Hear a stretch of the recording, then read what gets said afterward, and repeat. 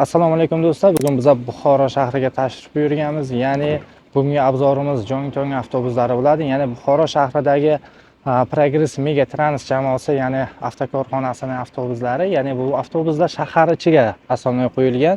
Ya'ni shahar ichida harakatlanuvchi avtobuslar. Bu avtobusimiz haqida ma'lumot berib o'tgan bo'lsak, Xitoy davlatida ishlab chiqarilgan Jongtong bas avtobuslari.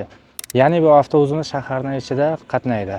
Ya'ni bu avtobusimizda 30 dona o'rindig'i bor do'stlar. Avtobusda 6 dona kamera qo'yilgan va doimiy kuzatuv ostida bo'ladi do'stlar.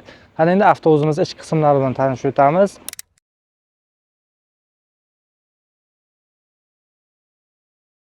Bemalol bu avtobusimizda ko'rib turganlaringizdek kamera qismlari bor. Mana xavfsizlik uchun, ya'ni shofyor uchun monitorlar eshiklarni ko'rib turadi bemalol. Ya'ni bu avtobusda haydovchi uchun bemalol eshiklar yopilyapti, odam bor yoki yo'qligini ko'rib turuvchi kamera moslamalari bor. Har bitta shofyor har kuni o'zi qayerda yuribdi, qaysi yo'nalishda yuribdi, o'zi bemalol GPS orqali, ya'ni kuzatib boradi dispetcherlar. Xo'p, avtobusimizga keladigan bo'lsak, mana shunaqa zamonaviy avtobuslar olib kelingan Buxoro viloyatiga. Ya'ni avtobusimizda monitorlar bilan jihozlangan va yo'lovchilarning zerikmasligini ta'minlash maqsadida va avtobus umumiy soniga keladigan bo'lsak, 30 dona o'rindiq mavjud.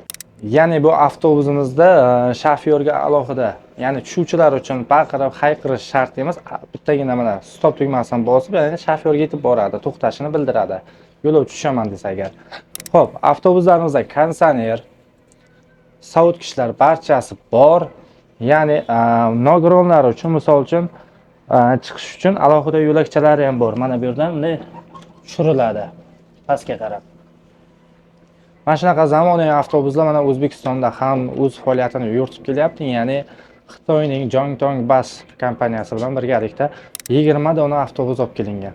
Agar shunaqa Jongtong Bus avtobuslari kerak bo'lsa, ya'ni O'zbekistonga olib kelish kerak bo'lsa, mana ekrandagi nomerga telefon qilib, ya'ni avtobus buyurtma qilsanglar bo'laveradi.